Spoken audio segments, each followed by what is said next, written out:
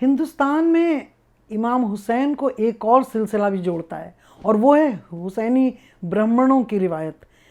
حسینی برہمنوں کی روایت بھی اتنی ہی پرانی ہے جتنی کربلا کی جنگ۔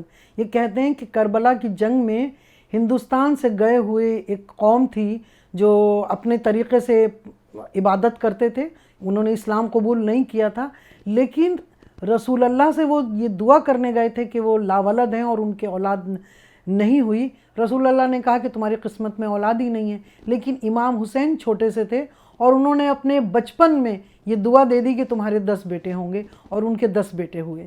جب کربلا کی جنگ ہوئی تو کہتے ہیں کہ راہب نام کا وہی شخص جو 10 برہمنوں سے آتا تھا، اس نے اپنے 10 بیٹوں کو اس جنگ میں شہید کیا۔ کربلا کی جنگ ہو چکی تھی، بعد میں جب اس کا قصاص لیا گیا وہ شہید ہوئے، تو پھر وایا افغانستان ہندوستان میں لوگ آئے، اور ابھی بھی پانی پت، کشمیر، پنجاب اور کہتے ہیں کہ بہار میں بھی بہت سارے دت برہمن رہتے ہیں، اور وہ اپنی یہ روایت کو دہراتے ہیں۔ پانی پت میں تو میں خود بھی دت برہمنوں کی ایک سبھا میں شامل ہوئی تھی، اس میں ان کی میگزین بھی نکلتی ہے۔ تو یہ سلسلہ بھی بہت مضبوط ہے، اور سنیل دت وہ بھی خود یہ کہتے تھے کہ میرا جو وجود آج ہے وہ اسی دعا کی سبب ہے جو امام حسین نے ہمارے بزرگوں کو، ہمارے جد کو دیا تھا۔ حسینی برہمنوں میں بھی بہت سارے شاعر ہیں، اور پاکستان میں بھی، پاکستان کے ویڈیو بھی ہم نے دیکھے کہ پاکستان میں سندھ اور پنجاب کے علاقے میں بہت سارے ہندو دت برہمن رہتے ہیں، لیکن محرم کے دنوں میں وہ امام حسین کو اپنے طریقے سے یاد کرتے ہیں۔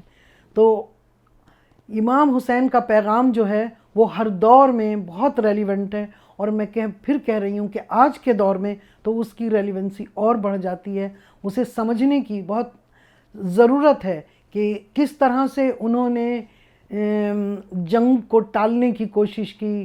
وہ جنگ کے خلاف تھے جو انہوں نے سفر رجب کے مہینے سے شروع کیا تھا، اور محرم میں کی 10 محرم کو وہ ان کا جو قربانی تھی وہ قبول ہوئی، لیکن اس دوران انہوں نے اس تشدد کو ٹالنے کی کتنی کوشش کی کہ آخر حج بھی نہیں کیا جب ان کو معلوم ہوا کہ کچھ لوگ خانہ کعبہ کے پاس ان کو قتل کرنے آئے، تو وہ بالکل نہیں چاہ رہے تھے کہ اس مقدس جگہ پر خون ریزی ہو۔ تو یہ بہت سمجھنے کی چیز ہے، اور ایسا نہیں ہے کہ سمجھا نہیں ہے۔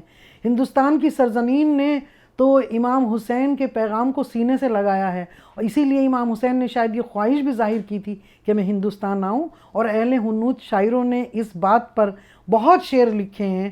جہاں فرات کی بات کی ہے وہاں گنگا کی بات بھی کی ہے۔ یہ ہماری گنگا جمنی تہذیب کی خوبصورتی ہے۔